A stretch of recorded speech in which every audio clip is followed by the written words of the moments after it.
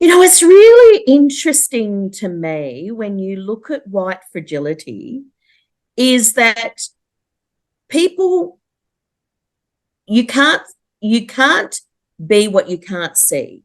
So I was thinking about it the other day, like if you are living in CBD and in a concrete jungle, you if you're talking to someone who's from the country and they're saying, oh my God, there's all these ants everywhere, and and the person from the CBD is kind of going, ants, there's not many ants around. They can't understand that because they're not in an environment that is conducive to those ants being around. And just because they can't see the ants doesn't mean there's not ants there. So, I think that fragility of feeling defensive and feeling like, oh, it was 300 years ago and, racism's not around and, oh, it's not, what are they talking about? It's not happening. I think unless you're actually living that life and in that situation, where a perfect example for me was a friend who's an academic, has worked in white mainstream organisations her whole career.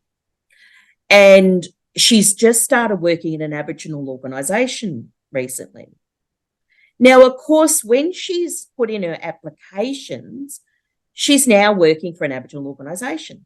So when she's put in her applications for rental properties, she's suddenly not able to get accepted anymore.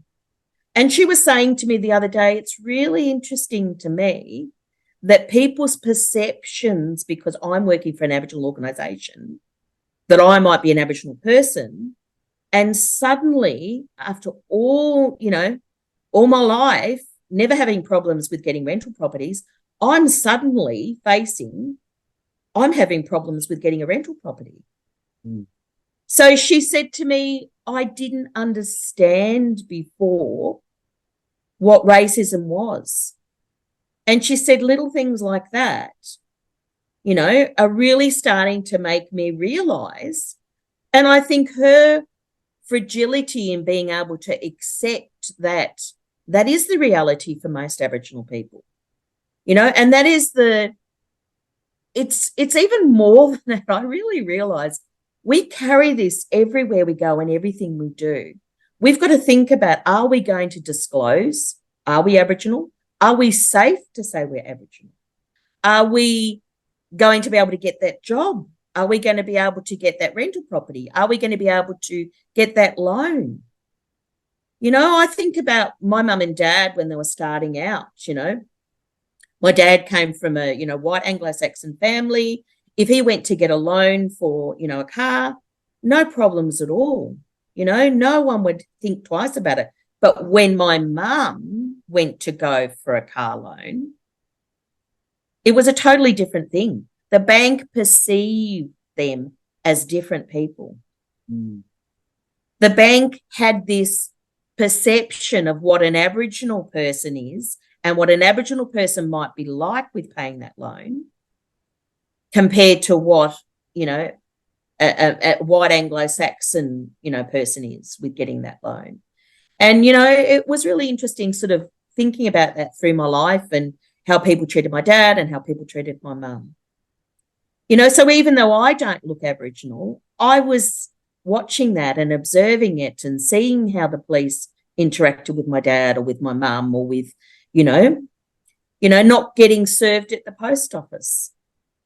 Things like that, you kind of go, gee, so for my dad, he'd be kind of like that, defensiveness of, oh, no, it's not like that. But then the reality of seeing it became, oh, yeah, okay, well, yeah, that is the way that it is.